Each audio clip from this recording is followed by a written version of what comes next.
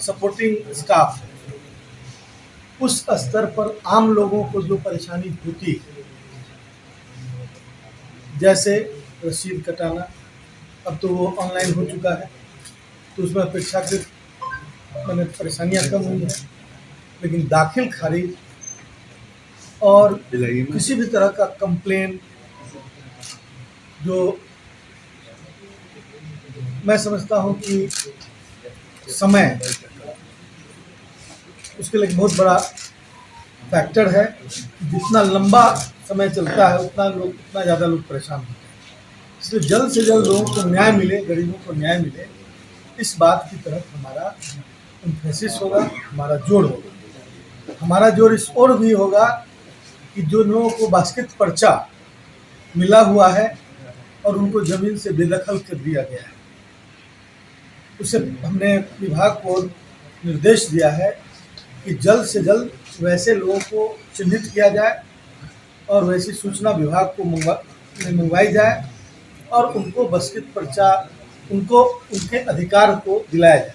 मान लें कि कहीं जल जीवन हरियाली मिशन के तहत कहीं जो पहले से बंदोबस्ती हो चुकी थी वहाँ से विस्थापित करने की बात है, तो उसको प्राथमिकता के आधार पर, चूँकि वो भूमिहीन थे इसलिए बंदोबस्ती हुई थी, उनको प्राथमिकता के आधार पर स्थान मिले।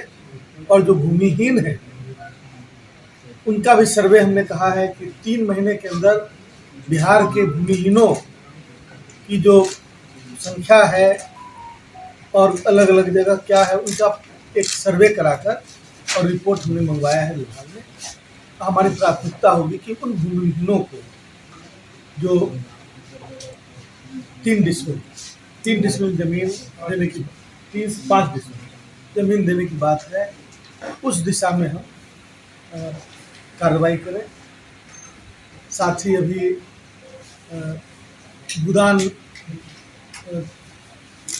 की ज़मीनें जो हैं उनके आइडेंटिफिकेशन और उसके संबंधित एक सारी जानकारी को प्राप्त करने के लिए एक आयोग बनाया गया। उस आयोग का कार्यकाल दिसंबर में पूरा हो रहा है।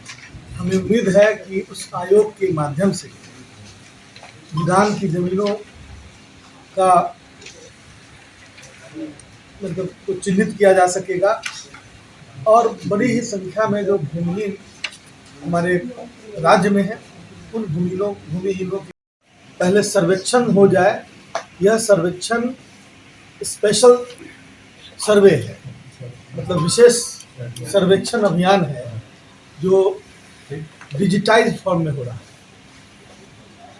एरियल सर्वे हो रहा है।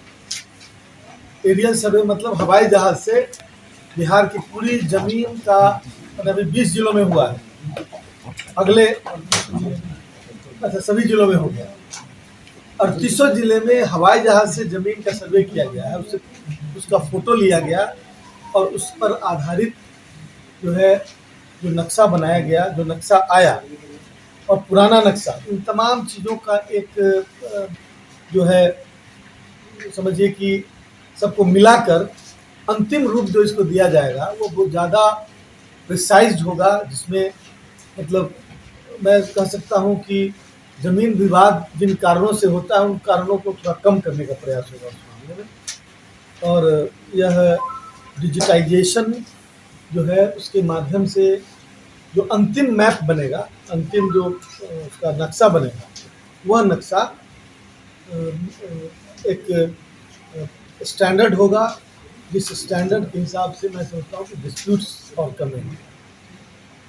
अभी जल्द ही हम लोगों ने फैसला किया है कि जो पुराना नक्शा है उसको हम लोग डोर स्टेप, मतलब घर के दरवाजे तक विभाग के द्वारा पहुंचाया जाएगा और वह ऑनलाइन भी उपलब्ध है। मैंने वो कोई भी आदमी चाहे तो कंप्यूटर का एक बटन दबाकर अपनी ज़मीन का नक्शा, उस गांव का नक्शा, उस मोहल्ले का, जो भी जितना चाहता है उतना नक्शा डाउनलोड करके निकाल सकता है। बिहार में भूमि सुधार और राजस्व के जितने भी पेंडिंग केसेस इनका निपटारा विभिन्न प्राधिकरणों में जल्द से जल्द करने का इरादा है।